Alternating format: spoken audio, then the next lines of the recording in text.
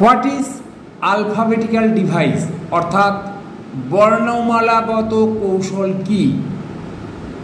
ইউডিসির মতো সিসিসেও বর্ণমালার সাহায্যে পংক্তির বা অ্যারের প্রসারশীলতা অর্জন করেছে।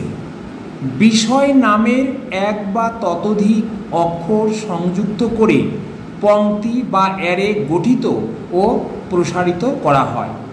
উদাহরণ হিসাবে আমরা বলতে পারি J381, এই জে হচ্ছে এগ্রিকালচার আর 381 হচ্ছে ধান।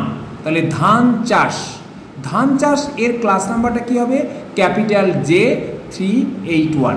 এইভাবে আমরা এবার দেখব আলফাবেটিক্যাল ডিভাইস দিয়ে কিভাবে আমরা বিভিন্ন জাতের ধানকে আলাদা করতে পারি। তাহলে পরবর্তী এখন বিভিন্ন শ্রেণীর ধান সূচক সংখ্যার পংক্তি বা অ্যারে সৃষ্ট হয় বর্ণমালার কৌশলে। উদাহরণ হিসেবে আমরা বলতে পারছি J381 হচ্ছে একটা ধান, কিন্তু বাসমতি ধান, এই বাসমতি ধান যদি আমরা বলি তাহলে J381 তার পাশে ক্যাপিটাল বি, এই বি ফর বাসমতি ধান। তাহলে এইভাবে আমরা আলাদা করছি ধানের মধ্যে। আবার যদি বলি কুরুভাই ধান, এটা দক্ষিণ ভারতের একটা ধান, এটাকে কি করব? J381 ক্যাপিটাল কে, এই যে কুরুভাই তার আদ্যাক্ষর বা আলফাবেটিক্যাল ডিভাইসটা আমরা এখান থেকে নিলাম।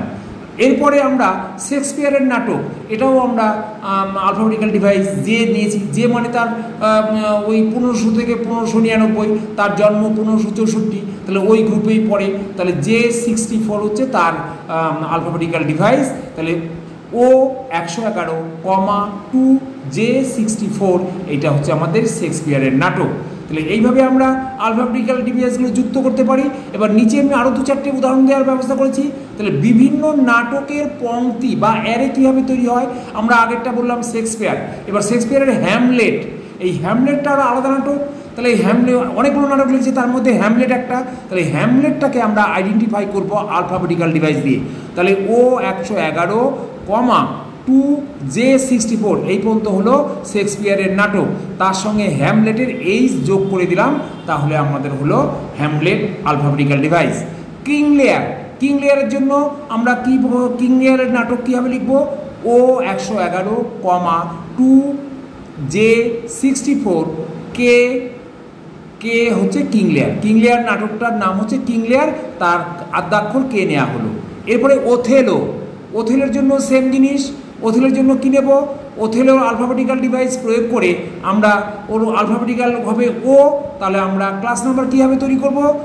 O111, 2J64, ওথেলোর alphabetical device capital ও। এইভাবে আমরা বিভিন্ন ক্লাস নাম্বারের সঙ্গে আলফাবেটিক্যাল ডিভাইস যোগ করে আমরা ক্লাস নাম্বার তৈরি করতে পারি। Thank you.